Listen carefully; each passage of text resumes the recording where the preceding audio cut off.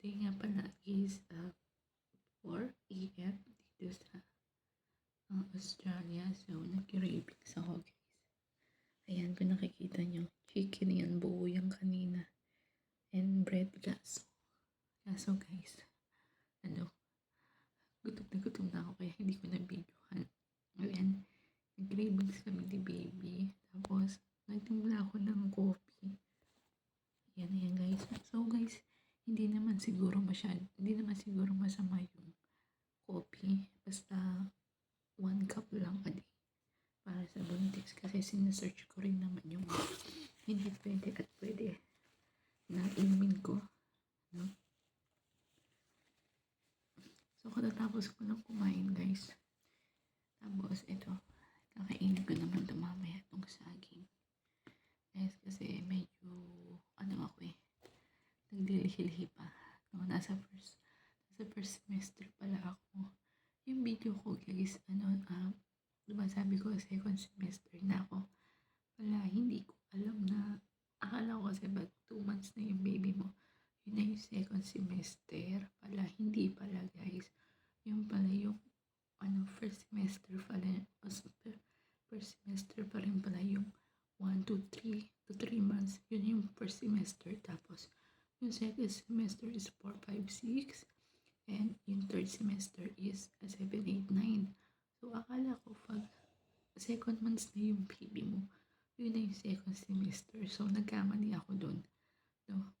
So, sa Tuesday, first time ko na, ko siya, guys. First time ko na ipapacheck na natin siya.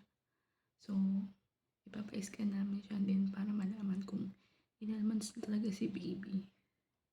So, ang dami pa namin pagkain, guys. So, yan, hindi ko na ayos kasi nga sobrang parang lagi ako inaantok para siguro nasa ako ng paglilihi. So, ayan, guys, kaya hindi ako nakapag-upload kahapon kasi wala namang ganap kahapon. Tapos natulog lang kami ni Habi kasi nga sa Sunday is yun yung nagpapahinga si Habi. So pag Sunday kasi si Habi kasi gusto niya yung parang kami lang dalawa. Yun. So ayan, guys, mahina kasi yung pagbablog ko kasi may tulog pa si Habi. Kaya ako gising ng maaga kasi akala ko 6 a.m. si Habi. So pag-prepare na sana ako ng kanyang baon kaso ginising ko siya. Tapos sabi niya maybe ang 7 pa yung kanyang pasok. So eto, nag-cravings na yung baby ko. Yan, kawawa naman. Gawawa yung manok sa amin. Side na side. So nagtimpla akong coffee. Sa palagi ko, guys, hindi naman masyadong masama yung coffee. I think sinesearch ko naman sa YouTube kung yung coffee is pwede. So, na-search ko naman, guys, na pwede kaso 1 cup a day lang. Hindi naman ako matapang magkape, guys. Mas matapang yung gatas sa kape ko. Tsaka yung asukal, yung sugar, hindi naman siya masyadong madami kasi nga noon pa naman hindi ako sa sugar. So, ayan, guys. Ayan yung ganap ng kusina namin. Hindi pa namin naaayos. So, may aayusin ko yan pag medyo umaga na kasi nga natutulog pa yung mga tao. Okay?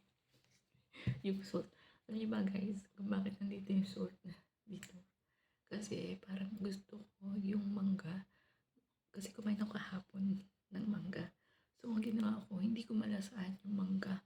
Hindi pa ako nasatisfied. So, ginawa ko, ako ng salt, then toyo. Pinagsama ko yan, tapos sarap na sarap ako. Bumili kami ng mangga sa Hong Pat dito sa Adelaide, Australia. Kasi hindi na kayo masyadong makalat pa. Kasi hindi pa nakakapaglinis.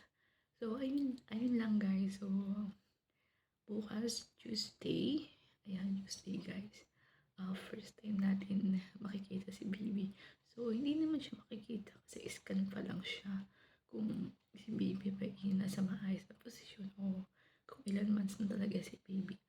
So, ayan guys, sana supportahan nyo ang YouTube channel ko. At alam ko na hindi naman masyadong, hindi ko alam kung nakapagbigay ako ng kasiyahan sa inyo, pero ito ginagawa ko to kasi masaya ako. So, ayan guys, so maraming salamat and please support my YouTube channel. Yan, my YouTube channel, Mira Vera. So, ayan guys, so bye-bye and God bless. At sana, guys, abangan niyo yung video ko bukas para kay baby ay makikita natin siya, may scan na siya at malalaman natin kung ilan months talaga siya. So, bye-bye guys and thank you sa pag-suporta nyo. Pasensya na kayo, mahina yung boses ko kasi may natutulog pa nga. So, see you there and see you tomorrow. God bless. Bye-bye. Bye-bye guys. Bye-bye.